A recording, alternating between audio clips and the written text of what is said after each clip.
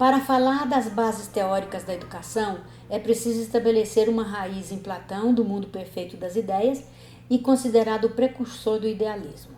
Na Idade Média, teve seguidores como, por exemplo, Santo Agostinho. O idealismo se propagou e diversificou.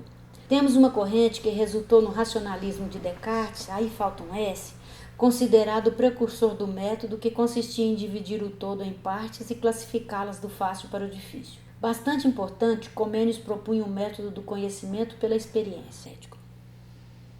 Aqui, uma raiz em Aristóteles, que ao contrário do mundo das ideias de Platão, trabalhava com o lógico biológico. Seu seguidor na Idade Média foi Tomás de Aquino.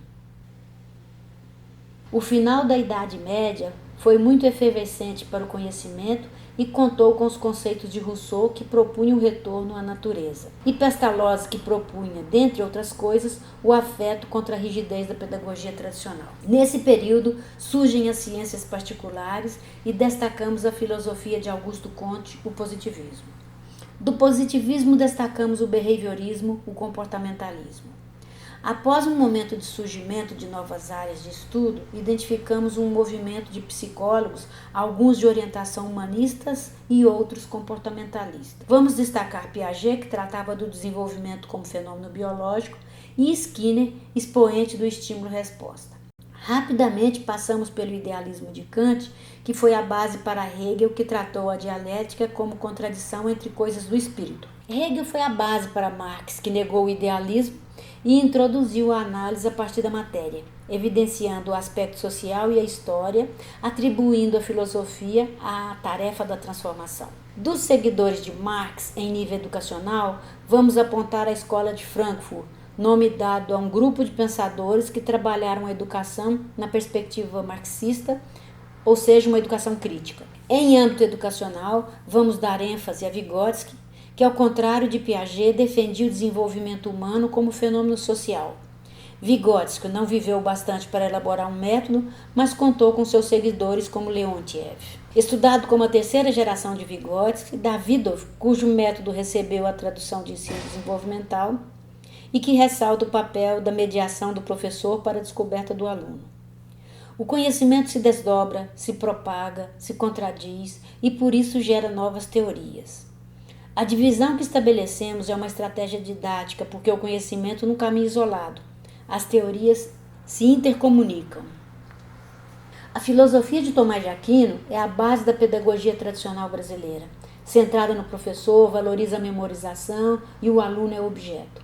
A partir das críticas à pedagogia tradicional e com base em teóricos progressistas da época, surge a escola nova que resgata a autonomia moral do aluno. Essa pedagogia não chegou a alterar o sistema educacional, apenas influenciou os educadores com seu ousado ideário. De origem positivista, surge a pedagogia tecnicista do estímulo-resposta.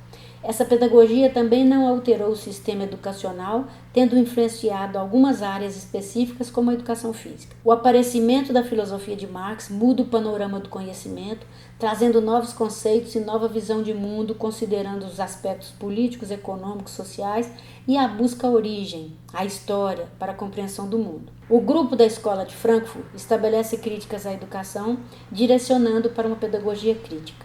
Vygotsky direciona seus estudos para a pedagogia histórico-cultural, que vai ser desdobrada pelos seus seguidores. No Brasil, com base no materialismo histórico-dialético, nome dado à filosofia de Marx, surge a teoria histórico-crítica, apontada por Demerval Saviani, que propõe um método dividido em etapas que envolve a cultura. O ensino desenvolvimental de Davidov propõe, dentre outras coisas, que o aluno não aprenda o resultado, mas que percorra o caminho percorrido na produção do conhecimento. Isso vem sendo defendido por Libânio, Sforne e outros pensadores.